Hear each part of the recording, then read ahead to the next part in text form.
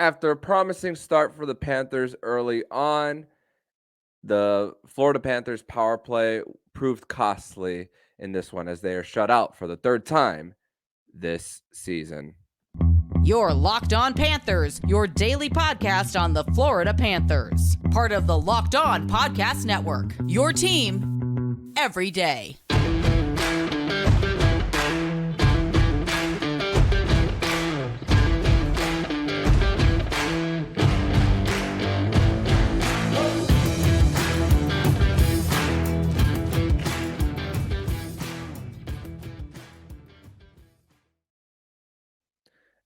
And welcome into this Wednesday, December 13th edition of the Locked On Florida Panthers podcast, part of the Locked On Podcast Network, where it's your team every day. Thank you for making the Locked On Florida Panthers podcast your first listen of the day. I'm Armando Velez from the Hockey News, and you follow me on X at MondoMan12. Follow the show account on X and Instagram at LO_FLA Panthers. And shout out to the everydayers who come back here and get your daily Florida Panthers fix. And today's episode is brought to you by Game Time. Download the Game Time app, create an account, and use code LOCKEDONHL for $20 off your first purchase.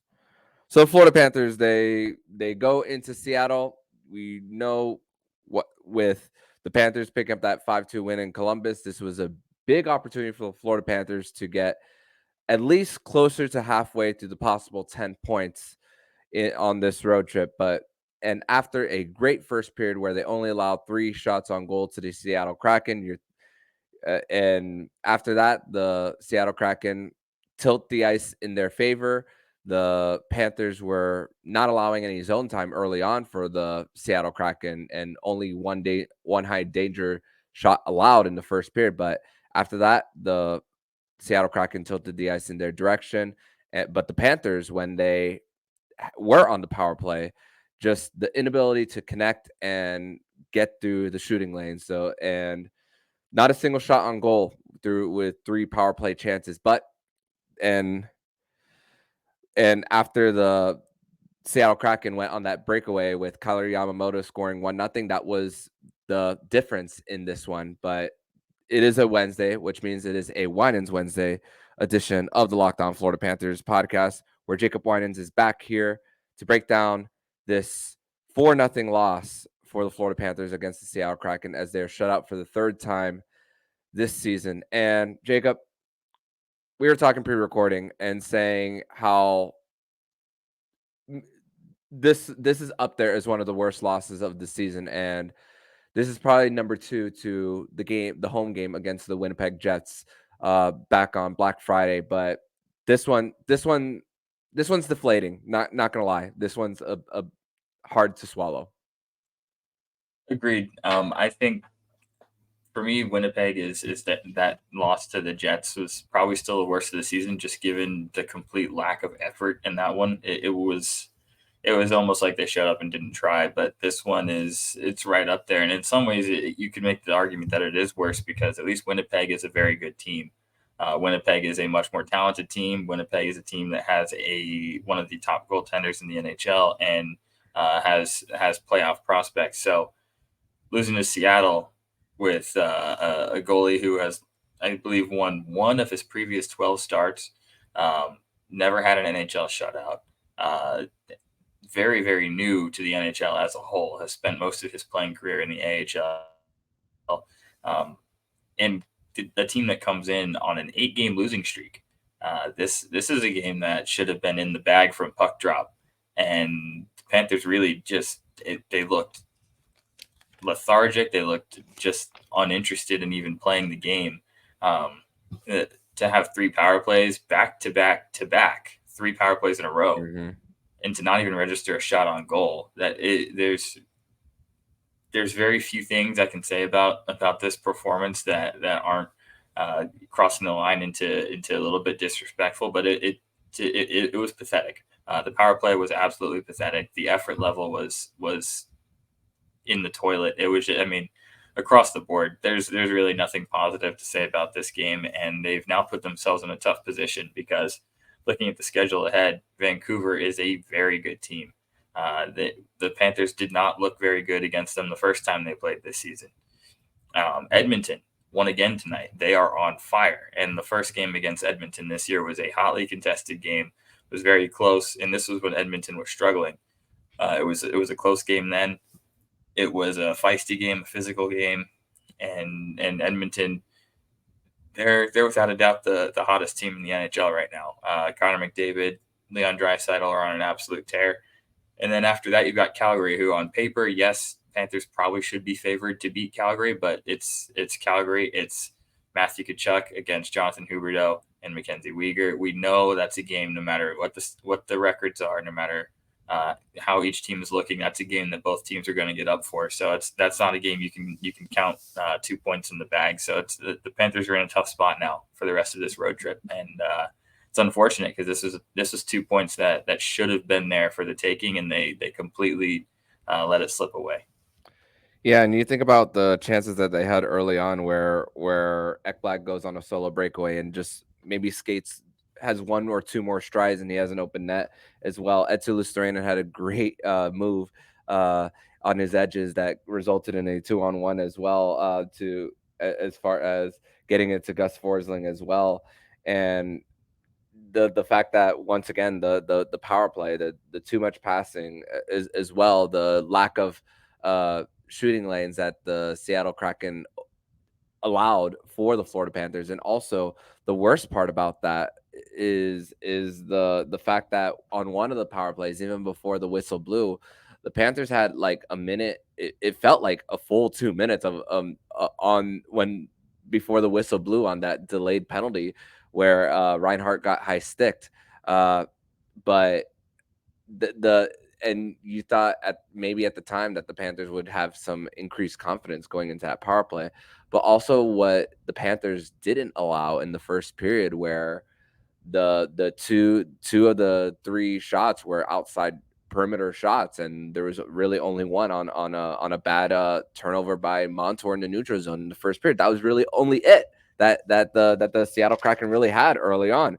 And yeah, the Seattle Kraken were starting to get some of their zone time after the second TV timeout and all, and they were struggling with breakouts. But really, it just really comes down to just the inability to connect. And I mean, and Paul Maurice spoke about this in morning skate today, how when you're up in your zone, consistently controlling the puck, and when you are driving play and getting your opportunities, eventually when you're so up into the zone, a breakaway happens. And that's really what happened when Kailer Yamamoto scored on that breakaway. And it's just taking all the air out of the balloon when you're thinking, man, you create so many opportunities and you just can't get anything through. And really the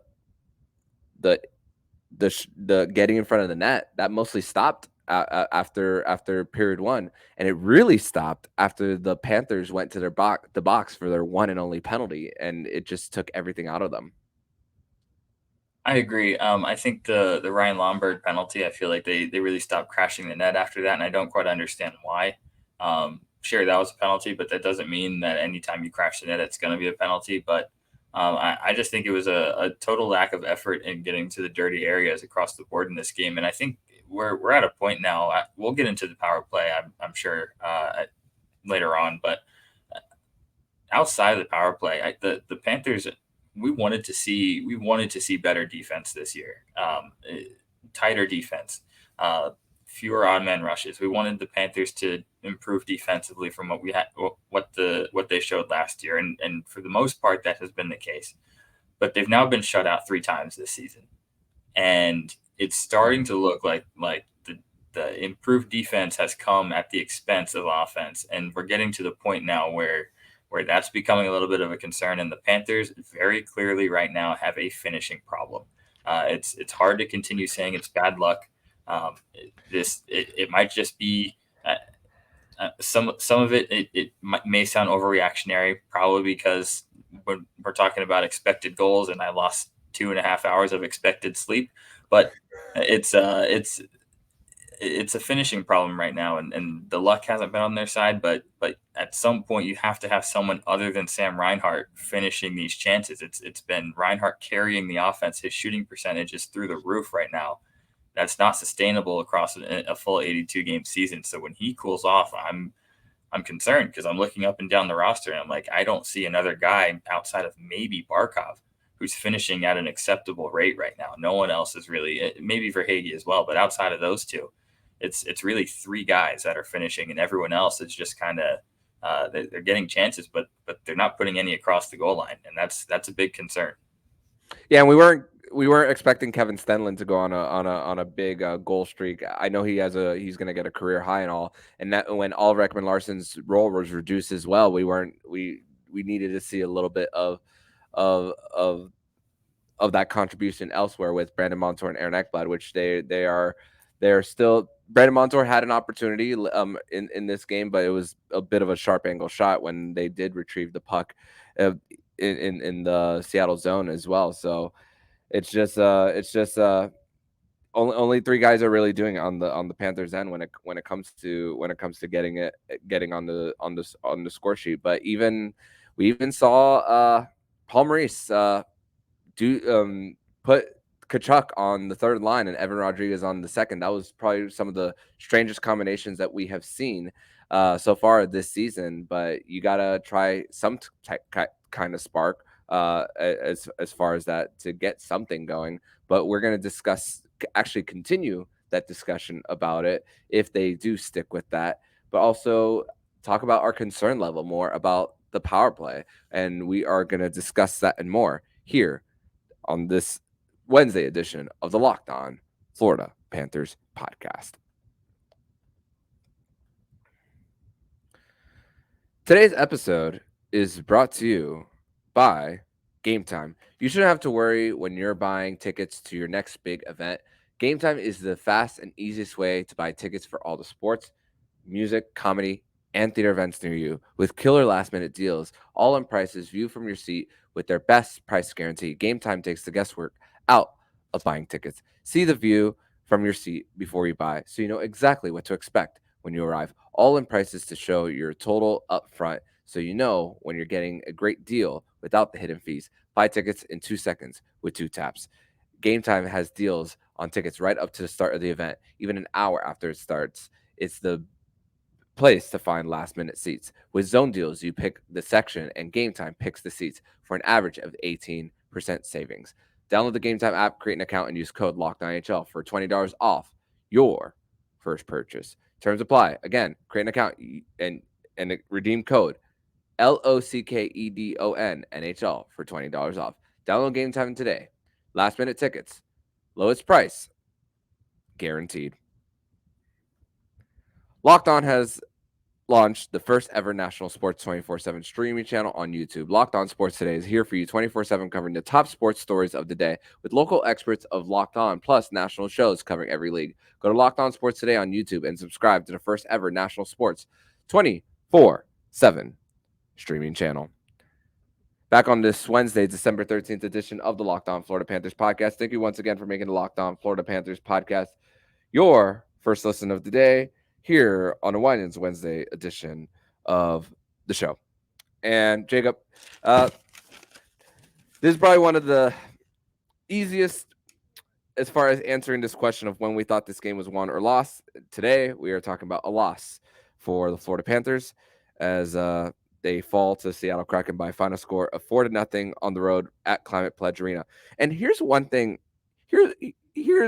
This could have been a really cool story for the goaltender Sergei Bobrovsky, which you can't put anything as far as the loss on him, not at all. But if he would have won, he would have tied John Van Briesbroek in total wins for his career. And when he passed John Van Briesbroek for total wins in a to go to second in Panthers franchise history, it happened to be against the Seattle Kraken back on October 28th. So a missed opportunity to do it against the same team as well. So Panthers now 1-2-0 in Climate Pledge Arena and 2-4-0 historically against the Seattle Kraken. Very easy to navigate the record as it's only their third year in the league. But as far as when this game was lost for me, this one's very simple. It was the inability to convert after the delayed penalty that lasted what felt like forever, and starting off with the second power play unit as well after the commercial break, having that time to give your team a little bit of rest and all. But the inability, and the Panthers, the passes were consistently being broken up for the Panthers as they were entering the zone in the second period. The first power play, they had plenty of zone time that they had, but it's and then the final one after is just struggling with entries from time to time. Even Sam Bennett during the intermission with Katie Engelson, he spoke about needing to crash the net, and we didn't really see that much of that for this one, and it's a concern. I mean, one of 4 shot attempts total, and then you see that triangle pass trying from the top of the circle back to behind the net, and then to Sam Reinhart in that bumper, and then you see Alex Wenberg disrupting that pass that sends the shot high and into the net for a whistle, which could have had that opportunity to connect, but didn't happen on the night. But this one's very easy as far as when we thought this game was lost. It's the power play that they didn't convert on after the long delayed penalty. I agree, and this is why my concern is so high with this power play, because there's a couple of reasons. One, it is getting entirely too predictable. It reminds me of the last year the Panthers had Mike Hoffman, and it became it was just so easy to read. They were doing the exact same thing every time, just trying to force it to Mike Hoffman. Right now, every single thing the Panthers are doing is geared towards that pass to Tkachuk behind the goal line and the feed quickly out to Sam Reinhart in the bumper position, and nothing. They are not looking at anything else except just trying to make that play happen. And in the process, we're passing up opportunities from Brandon Montour to get pucks on net from the point, which was another successful way that the Panthers scored in the power play last year. When he gets pucks to the net, it allows the Tkachuks and the Reinharts to swarm the crease and get rebounds and tips. And that's why, and part of that you can attribute that Matthew Tkachuk's abysmal goal total right now to the lack of that specific type of action on the power play. They're not getting pucks to the net in that way. We've seen Tkachuk pass up opportunities to pivot and take a shot himself from the goal line, or make the strong move towards the crease that sent them to the Stanley Cup final, which he scored on so many times last season, where he, instead of passing it to Reinhart, when everyone is sucked into Reinhart, Tkachuk can very easily turn and just take a couple free whacks at the puck right in front of the net. And he's passing that up because he's trying to force feed Reinhart. You can't force feed the same play every single time. And I don't know if it's coaching or if it's the players getting too comfortable with it and expecting that to always be there, but it's not there right now. And so some other guys are going to have to make plays on the power play, or stop trying to be so pretty with it. Just get it to the net and see what happens as far as tips and rebounds. And then the other thing, you brought it up, but the turning point for me, and this is on coaching, was that power play opportunity, because they went 0 for 3 on the night, but it really feels like 0 for 4, because they had a minute and a half of extended zone time, 6-on-5, prior to that penalty. And I was thinking they really weren't shooting when they had the 6-on-5. And yeah. I was watching the clock, and I'm thinking, this is intentional.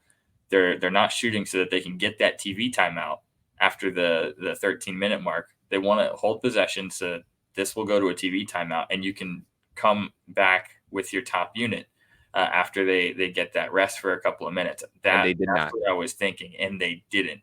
They come back with the second unit. So looking at that, I'm like, why waste a minute and a half not even getting shots on net if you were going to start with the second unit anyway? If you do that whole minute and a half of possession with your top guys on the ice and you don't shoot, my expectation is that you're doing that so that you can bring those guys back on the ice after the TV timeout. But it made no sense to me, and that's 100% on coaching. They've got to be shooting that puck if they're just going to start the second unit anyway. and they really gave themselves no chance on that power play. The second unit generated nothing, and then as we know, bringing out the rolling your next unit on the power play is usually a much lower percentage chance of scoring because it's most often not coming off of a face-off in the offensive zone. It's usually they're coming on the rush after regrouping behind the net after a cleared attempt from the other team. So you kind of waste your top unit there in a really key moment. I felt like that was poor decision making on the coaching staff in that moment. I think that's really what ended up costing them the game. Yeah, and usually whenever the top power play unit starts on the ice, usually I'm seeing the second unit come on with about like 30, 45 seconds left in the power play. This one, it was like a minute and 10 when the second unit came out and the first unit came on.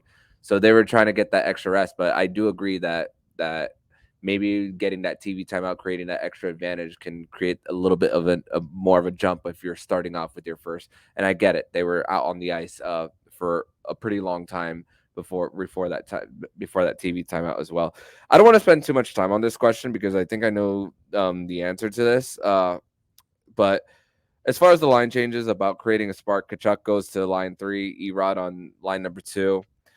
I'll answer what I think first. If we think that Paul Maurice is going to stick with that and Erod on line number 2, I'm going to say no.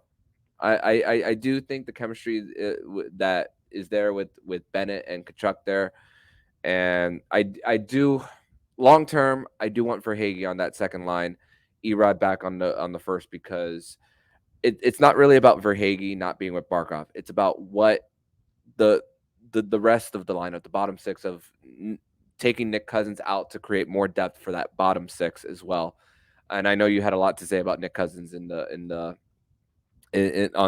X tonight, but still, this is about the trickle down effect to the rest of the lineup. I do think that it's best served if Erod is on line 1 and Verhaeghe is on line 2. So I think as far as tonight's line going into the game, maybe they carry over into Seattle. But towards the end of the game, I don't think we see at the end of the game what we saw tonight go into Seattle on Thursday. Maybe they do put the broadcast did mention maybe Ono Gadjovic goes back in and maybe Dmitry Kulikov goes back in. But here's some news. Josh Maher has also been cleared too. So that's another thing. What could we see? So do you think that Tkachuk goes on line 3 to start the game on Thursday? Because I'm thinking no. I think there's no chance. I think it's more of a wake-up call, and I think hopefully Tkachuk responds. And it didn't even really seem like a demotion necessarily as much as it was just trying to find combos that work. Mm-hmm. But either way, I hope it serves as a wake-up call and some guys get going because it's no secret right now that Panthers have a lot of key players right now that are not playing up to their standards. And you can look at that in 2 ways. One, it's bad that your star players aren't performing. But 2, you can also see it as the Panthers are still winning, and eventually your star players are going to get going. So Tkachuk, Montour, Ekblad, Bennett, these are guys that are proven consistent contributors. It's not going to stay this way forever. You just hope it turns around sooner rather than later. I don't think there's any chance we see that. Long term, the Panthers will. I mean, if we're thinking trade deadline or later on down the line, even maybe a call up someone internally like Matthew Samoskevich, the way he's playing right now in Charlotte, I could see some adjustments to that middle 6 later on in the season. But right now, I think you go back to what you had, and I think Nick Cousins goes back to the third line. That's fine for now. And I think Erod top line. I think you go back to the lines that had you winning. Eventually, Tkachuk and Bennett will break out. So I think no chance we see what we finished the game with tonight. When we get to Vancouver, I think it'll be back to something a little bit more normal, and hopefully it jarred some guys awake after the shuffles tonight. And they have consistently responded well after losses this season. The broadcast mentioned 8-2-0 after losses. So definitely not the time to hit the panic button if you're the Florida Panthers, no doubt about that. But we're going to transition to segment number 3. We're going to discuss more about the latest of news as far as what happened earlier in the road trip and just our overall thoughts about the results of suspensions given out in the NHL and the state of just transparency when it comes to boarding We're going to discuss that and more here on Locked On Florida Panthers podcast. Today's episode is brought to you by Sleeper. And a new NHL season has all sorts of possibilities. Sam Reinhart could score 50 goals. The Panthers could hoist the Stanley Cup, and you could win big by playing daily fantasy hockey on Sleeper, the official daily fantasy app of the Locked On NHL Network. Sleeper is our number one choice for daily fantasy sports, and especially daily fantasy hockey, because with Sleeper, you win 100 times your cash in daily fantasy contests. All you have to do is pick whether studs like Connor McDavid, Alexander Ovechkin, if he breaks out of his funk, Sidney Crosby, or Sam Reinhart, if they will record more or less their sleeper projections for things like goals, assists, saves, plus, minus, and more in a given game. Use promo code LOCKEDONNHL and you'll get up to a $100 match on your first deposit. Terms and conditions apply. That's code LOCKEDONNHL. See Sleeper's terms of use for detail and locational availability. Third and final segment here on this Wednesday, December 13th edition of the Locked On Florida Panthers podcast. Thank you once again for making the Locked On Florida Panthers podcast your first listen of the day here on a Winans Wednesday edition of the show. So, Jacob, I mentioned to you pre-recording, but also want to mention this publicly for the audience. When I recorded my show with Eric Ayala of Locked On Kraken, that was recorded before the official announcement of the suspensions to not only Erik Gudbranson, but also David Perron of the Detroit Red Wings. We did not know the results of the suspensions during that time, but now we know. Now we're talking about it for this Wednesday release of the show, and the results are in. The verdicts are in as far as what's going on. Erik Gudbranson has been suspended 1 game. David Perron, after everything that happened in Detroit against Ottawa, he's been suspended 6.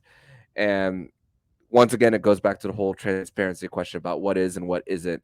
I know we had a conversation in our group chat today with Frank Rikas and Tom McLean about their thoughts on it. And Frank was looking at the call multiple times about whether he thinks it was boarding, and he believes that it was based on positioning and all. But also, when it comes to what Gudbranson did after the whistle, definitely a big problem. Then my colleague David Dwork also posted an article about Gudbranson's children being 85 feet away, but then he commits that act later on, and I'm just all sorts of confused and all. But what are your thoughts on not only the suspension, but also just the state of just boarding and body checking in the NHL? Because it's gone to a point now where this week we're looking more and more at things of getting closer to looking more closely to boarding. I mean, Chris Tanev got hurt yesterday between the in the Calgary Flames game against the Colorado Avalanche on a hit by Ross Colton. Now we're questioning whether that is clean, which it was.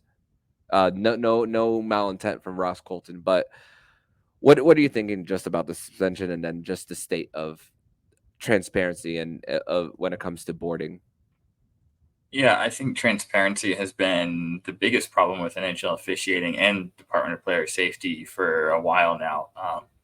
It's hard to think of any other sport where you see so many occurrences of identical plays or identical penalties being called differently on a night-to-night basis. And this goes beyond even just the boarding or anything. You can see back-to-back high sticks and one gets called, one doesn't.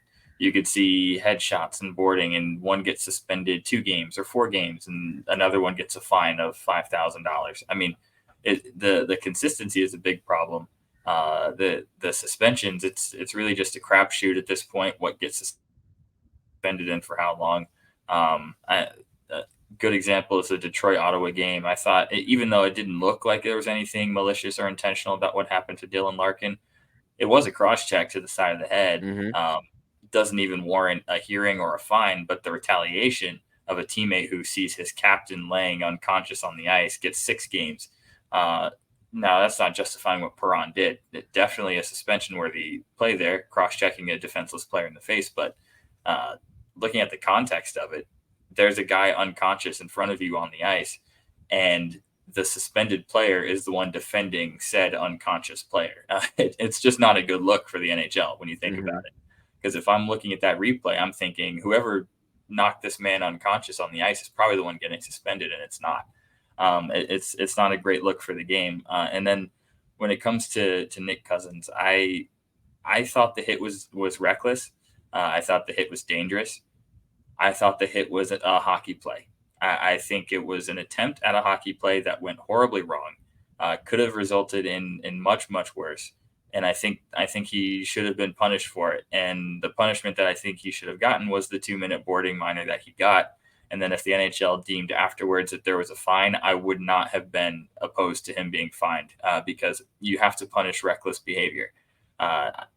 Boarding or a 5-minute major and a game misconduct is really put in the game for intent to injure. And I don't think there was really any intent to injure Gudbranson there. I think he just made a really stupid and reckless play and a bad spot on the ice, trying to get to that puck before Gudbranson. And Gudbranson is a lot bigger than Nick Cousins. So I think he tried to put a lot into that shoulder to get him off that puck. But to me, it was a hockey play that went horribly wrong. Against any other player, you could say that I'm being biased or a homer or whatever, but I absolutely love Erik Gudbranson. And if especially given his time with the Panthers, and if he was seriously hurt or injured on that play, I would have been devastated as if that was a current Panthers player that was injured.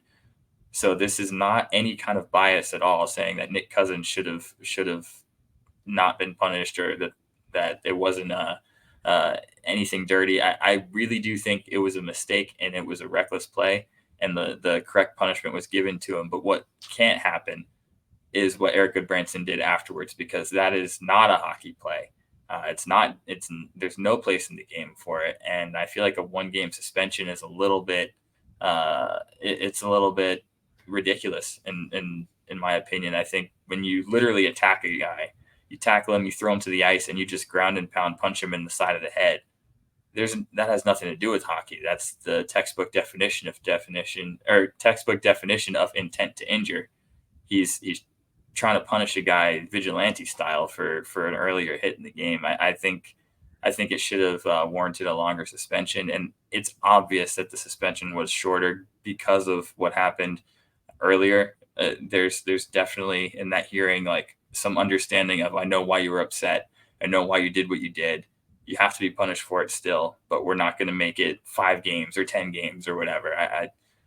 Also worth noting, George Parros, former teammate of Erik Gudbranson here in Florida. So not saying his job is compromised or anything, but I will definitely say that if anyone knows Gudbranson's character and the fact that he's not a dirty player, he's a physical player, and I think he just lost his composure for a little bit. A guy like George Parros, who has shared the locker room with him, would understand that better than someone else. So I'm not bringing up their history as teammates to suggest that Parros cut him some kind of deal because they're friends. That's not what I'm suggesting. I'm just saying George Parros knows him personally, knows the kind of high character guy that Erik Gudbranson is, and can understand where he's coming from. So I think, it's a tough one. It's really a tough one, but I don't think Cousins was trying to be dirty, and I think the punishment was a little bit light for Gutty. Yeah, and even if George Parros doesn't say anything out loud, when you know who someone is, as far as who take away the on the ice, just the off the ice of their character and all, you just something in the back of your head saying, I know you can understand why he was upset. As far as that, because we can argue angles all we want. I mean, and some people might, as far as opinions on Nick Cousins' hit, doing it in slow motion versus live speed are just two different things when you're just trying to judge everything too. So yeah, and that's really the hardest part of all this when it comes to just judging whether it was intent or not from Cuzzy. So, but Thankfully, hopefully this will be all over.